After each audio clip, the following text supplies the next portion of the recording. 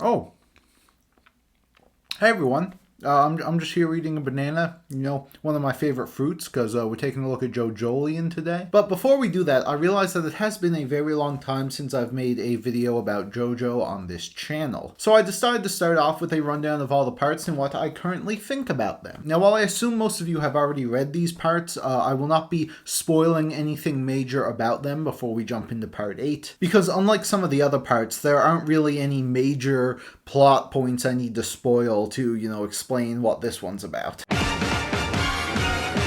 It's fine. It's really short, so there's not much to it. I don't think Jonathan's a very interesting character. Dio kind of makes up for it, though, being a really great villain. Battle tendency really steps things up. Joseph is a fantastic main character. He's so good they bring him back several times throughout the series. The side characters were also great and really memorable. I don't think the villains were as interesting this time around, but overall I think this one's a really fun ride. Stardust Crusaders is when Jojo really becomes Jojo. They introduce stand powers and all the crazy things that entails. I think the pacing in this one can be a little bit off, especially in the first half. Araki really hadn't found a way at this point to make every single stand power interesting, but overall this is a really solid one. Now this is where things get fucking nuts, okay? Part 4 is amazing. It is so good. It kind of throws everything the series has been doing up to this point out the window, and we get a murder mystery, Scooby-Doo capers shit. This is when Araki really starts to, you know, figure out what he wants to do with all of these stands. A lot of them are super interesting. A lot of the new cast is great, and some of the returning characters are also a welcome addition. Part 5 is pretty much more of the same. More great stands, more great characters, more great action. I think it suffers a little bit because I find the main character and the main villain of Part 5 to not be all that interesting, but it more than makes up for it in almost every other aspect. Part 6 also has a lot of the solid elements that made Part 4 and 5 so good. And while I do really like Part 6 as well, I think there are definitely some pacing issues that bring it down. And the ending, while I think I liked it, it's still very controversial, very weird. I'm really interested to see how people are going to react when the anime airs in the winter. I got the horses in the bag. Stock is attached. And of course, Steel Ball Run is my favorite up to this point. This is when Jojo left Weekly Shonen Jump, became a monthly magazine, and everything about this part is just peak Jojo. Some of the best characters in the franchise, my favorite villain in the franchise. So many memorable moments, characters, battles, and the story really cranks it up to 11. Ended up being super interesting and has a very satisfying conclusion. And that brings us, of course, to the topic of today's video, Part 8, Jojolion. Oh no, this is horrible. What is it, Doctor? This man has no insurance. He'll never be able to afford this room. You're right, nurse. Extract the patient to the hallway. Stat!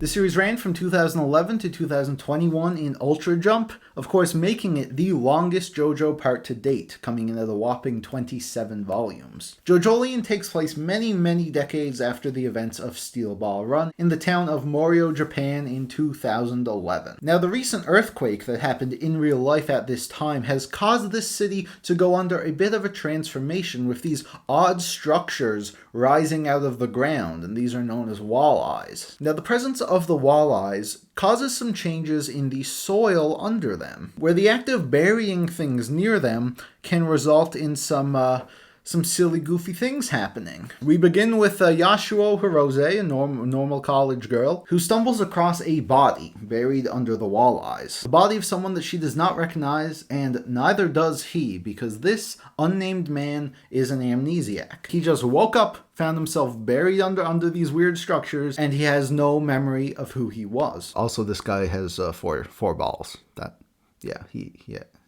He literally has 4 testicles. Yasuo, wanting to help this young man in any way she can, introduces him to the Higashikata family. A family of wealthy I guess fruit vendors, who own this big piece of land and have been doing business in Morio for generations. The leader of this family, Norisuke, decides to take this young man in, giving him the name of Josuke Higashikata until they can figure out who he really is. And from there, Josuke and Yasuo go on a journey to discover his true identity. They have a couple leads right away, such as the fact that he is wearing a sailor suit, one that another man by the name of Yoshikage Kira would always wear. But following this trail does lead to some very bizarre results. Josuke quickly discovers he has an unusual power, a stand ability, soft and wet. Now, the stand powers have always gotten more and more weird as the series went on and more abstract. But I feel like soft and wet in terms of, main stands really takes the cake. A stand with the ability to take something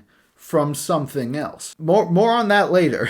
And all of a sudden they are being attacked by other stand users, complete strangers. What the fuck is going on? Why are these people trying to stop Josuke from discovering his true identity? And what is up with the Higashikata family? Why are they acting so fucking weird? Why do they also seem to all have stand powers? And why did they really introduce this complete stranger into their family? All of that and more will be revealed when you read Jojolion. And it's really something else. Jojo is always a weird series. I mean, that's the point. But I don't think the series has ever been more bizarre than it is here with Jojolion. The stories are usually pretty simple to explain. A contest for a race across the country. A prison break. A journey from point A to point B. But Jojolion is like a vast layered conspiracy with so many different moving parts and different characters. There's just so much to this story, and there were many times that it could have easily kind of crashed underneath all of that weight. But thankfully, Araki is a master, and we don't have too much to worry about. Almost every aspect of this story was pretty much expertly told. Very clearly the work of a veteran who has been doing this for decades. Araki effortlessly reintroduces us to this, slightly different version of Morio. He lays out all these mysteries before us and we slowly get to watch as the characters uncover them. While many of the other parts are adventure stories, this one is probably the most that feels like a pure mystery thriller, where there are constantly new developments happening, throwing these characters off course, new reveals that, completely change the fabric of everything we know, and a lot of great thrills and suspense to add to that. Of course, though, Jojo is primarily an action series, and that element is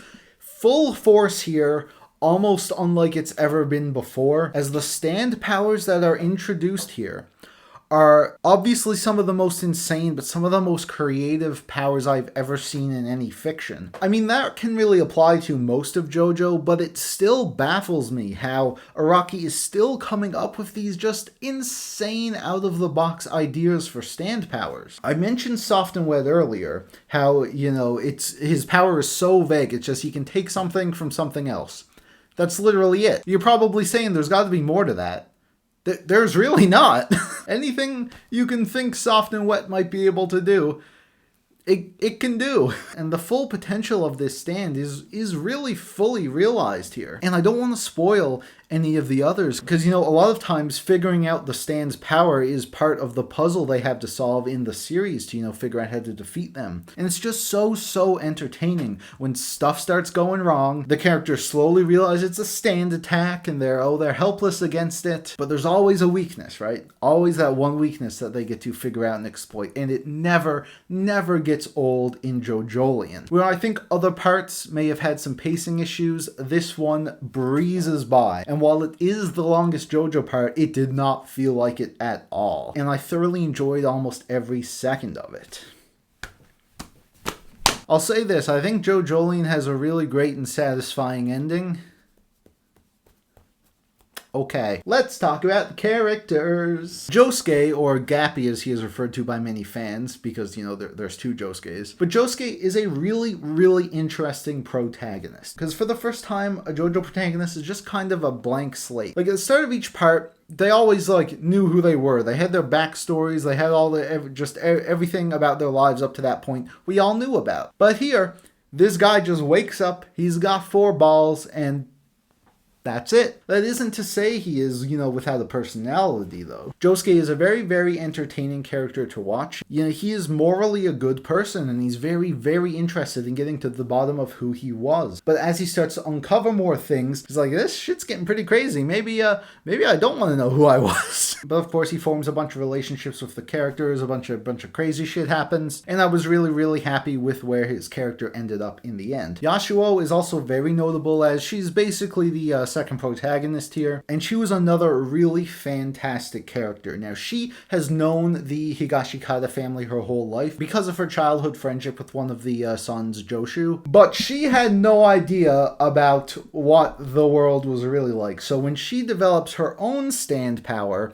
things are a bit crazy. In a way, it's almost like she is what a normal JoJo protagonist would be at the start of the series. But she is also really determined to help Josuke figure out who he was, so she tags along for most of the adventure. She was just a very, very solid supporting character with a lot of emotional depth, and definitely one of JoJo's best. Now, the next few characters are where I start to have a few annoyances with Jojolion. The aforementioned Joshu.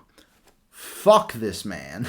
Joshu is an extremely unlikable character right from the very first time you meet him. However, as the series goes on, and we learn more about him, spend more time with him, he's still an asshole, but we start to, see the seeds of redemption there. I was very certain that by the end, he would be a redeemed character, and everything about him would make sense, and no, he's always an asshole. And the final arc of this series, there are moments with him that were just so frustrating. It really didn't feel like he developed at all, which was a bit disappointing. It's not like the end of the world, but I would have liked to see more stuff come from him. And when it comes to all of the other Higashikata family, all of the other sons and daughters, none of them were really particularly interesting, with one exception. Don't worry. We do spend time with them. We learn what they're like and all. But when it comes to, JoJo side characters, I'm really not going to think about these guys very much. Which is unfortunate because, the rest of the cast is so great. Like Norisuke, the father, leader of the Higashikata family, is fucking awesome, man. He is on the older side, and he has, of course, a lot of wisdom. He's been running this fruit business for ages. You don't really know what his deal is at first, which makes him kind of menacing. But as you get to know him, he definitely becomes one of the best characters. But then you have his first son, Mr. Jobin. Jobin is so awesome, man. And it's really hard to talk about reasons why without getting into spoilers, but right from the beginning, you know that this guy means business. And he will do many things for the benefit of his family. Some that many consider to be unnatural, and you will have an absolute blast experiencing this guy's story. However, I do think where he ends up by the end of the series was kind of really disappointing. He's such a force throughout the whole thing, and just seeing where it all ends up for him is just like, Really? But I was at least glad that I was able to experience the journey with him. Now, when it comes to JoJo main characters, a topic of discussion is, of course, always the main villain. Who is it? Sometimes it's a twist reveal, sometimes you know from the beginning. And here, I cannot say who this villain is. However, I will say that they're probably one of the weakest ones in the series, which, coming off of Funny Valentine, is really disappointing. Did I hate this character? No, I just don't think they got nearly as much development as a good villain should have in a series of this length. They literally just show up, you get a little bit of details about them, and the twist isn't even good. I guessed it immediately. As you can tell, most of my problems do come from the final arc, and they're mostly character related. But I do want to stress that even when I was not fully on board with these characters, I still had an absolute blast watching the chaos unfold. The final arc was truly spectacular. I just wish that some of the characters here were a little bit stronger. Now, as for the art, there's really not much to say at this point. Because as I have emphasized many times now, Araki has been doing this for decades. The man is now in his 60s and he is still pumping out some gorgeous, gorgeous artwork. His style hasn't really changed much since Steel Ball Run, because there's barely anything to improve at this point, but we're still getting crazy and unique character and stand designs, fantastic whimsical action, we're getting camera angles from like any place you can imagine. The world of Morio is fully realized. It's not as interesting a place as, you know, the entire continent of America, but it does the job and sets the tone very well. And yeah, it's just super high quality art, man. I don't know what to say. I mean, also props to the color team who do the color scans or whatever. I really wish they would hire them to do official ones or something. But yeah, they also really help to elevate Araki's art if you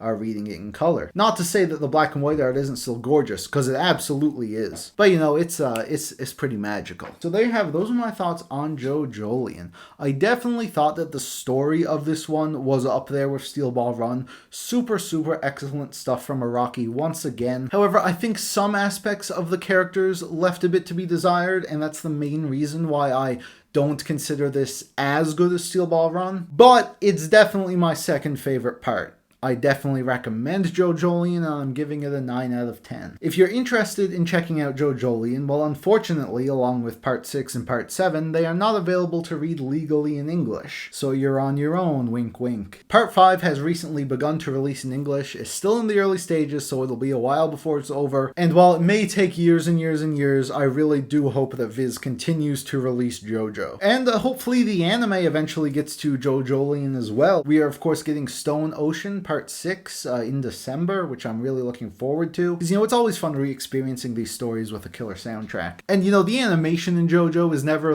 super crazy to write home about, but they always nail the art style. And, of course, with the end of Part 8 came confirmation that Jojo Part 9, Jojo Lands, was in production. And what's so interesting about Jojo Lands, and that's a tentative title, by the way, it might change and people will be very confused watching this in the future, but this will be the first time that the Western Jojo fanbase has really existed with a new part being brand new. Because the rise of Jojo in the West only came after the anime, and by then Jojolion was already started. Most people here have been following Jojolion for years, but were never there when it started. The excitement of a fresh new Jojo part. What's it going to be about? Who are the main characters going to be? Where's it going to take place? What year? And now we're all here. The whole world can experience the start of Part 9 together, and we don't know anything about it. It's super, super exciting. And I'm definitely going to be bringing you guys at least a Chapter 1 review when it finally does come out.